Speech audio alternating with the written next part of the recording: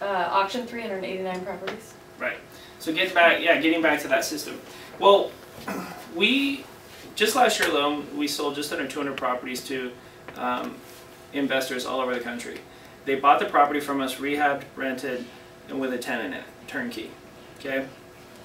And of those 185 properties, I think just over 150 of them we sold cash.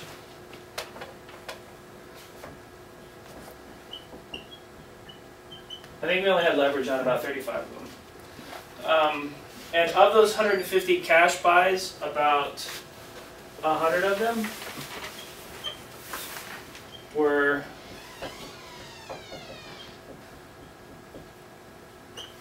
purchased using a self-directed IRA. Now, Mike, are you familiar with, have you ever heard of the term self-directed IRA? Yes, not overly familiar with it, but I've already had the conversation with my CPA, so. Oh, okay. I'm heading. Yeah, I love that. Okay. So, and Craig, anything, is that ringing a bell at all? You're familiar with that? Okay. You have one? Not yet. Not yet. Yet. I like that you said yeah. And Jay? Yeah, you're Jay to me, bro. Are you familiar with it? Have you heard the term self-directed IRA?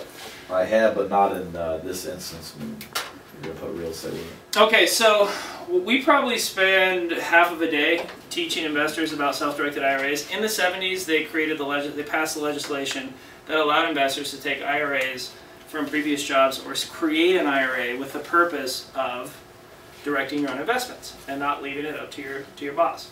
Now, the biggest benefit of those self-directed IRAs is 2 words. That you can fund them with tax deferred money. Now, why would that be advantageous, Mike? You don't want to pay taxes till you have to, number one. Yeah, I mean, let me give you a real example on a property. So, I have set up what it's called a SEP, which stands for what, John? Simplified Employee Pension. And who can set up a SEP, John? Me. Yes, you can. So can Ryan, so can Terry, but yes, we can. Yeah, it would be financial institutions, registered investment advisors, trust companies, the like. So let's say, and how much can you fund it? Right, 50K. Yeah. And then if I set up you guys have all heard of a Roth IRA, right? And how much can I put from my Roth, John? 5,000 plus an extra 1,000 if you're over 50. Okay. So let's say today that I would have funded, now let's say yesterday, knowing that I was going to auction today, I would have funded this money into a self-directed IRA. Okay, vehicle. So I get 60K into my self-directed IRA that I create. Now if you think about it this way, you set up the IRA, and usually you'll use a third-party company to hold the money for you in a trust account. Why would you do that, Mike? Why not just keep it in your own checking account? Can't answer that one. Because probably illegal, number one. As soon as you touch it, you get taxed. Right. As soon as that's called a non-qualified withdrawal. Okay. You cannot use your retirement. If the government let you not pay taxes on the money you put in a retirement fund, and then you use it for something that they don't say it's okay to use, then you get in big trouble, because then you have to go back and pay taxes and penalties. So what they say is, now they do have a few checkbook self-directed IRAs that I've heard of, but I hear that they're an audit nightmare. Like if you get an audit, you're pretty much screwed, because nobody can do it perfectly.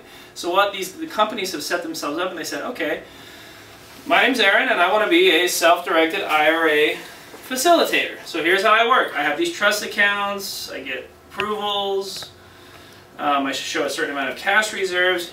You give me your 60 grand, I'll put it in this trust account. And how do I make my money? Well, when you want to buy a house, you tell me, you say go buy the house for me there, and I'll fund the acquisition of the house, and I'll charge you 40 bucks.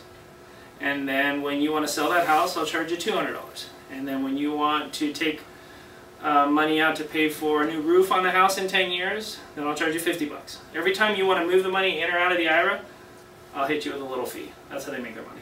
Okay? And they're not making a ton per transaction. Usually they're less than $100 a transaction. But the bigger companies like Entrust and Equity Trust have hundreds of millions of dollars in their accounts that they're investing at the discretion of investors. Now, investors are using self-directed IRAs to buy real estate, to trade precious metals, to trade stocks. In fact, for a while there, they were really popular with day traders, in the 80s and 90s. Not so much now. But there's a whole list of qualified investments that you can use them for. And real estate happens to be one of them. So think about me taking 60 grand that I earned at my job and then using it to buy a property at auction today. And literally I would go to auction, and if it was, Casey and Tommy Adams, my sons, Casey, Tommy Adams, self-directed IRA trust, they have like big long names like that, right, Ash? Where they usually It's say, usually the trust company's name, FOB the person, so. that's what it is. In trust, FOB, client's name. Yeah, and that's what literally would go on the deed. So you're able to use that money, buy a property, and then here's the big thing. So let me actually use an example of a property I bought today. So we bought a house over in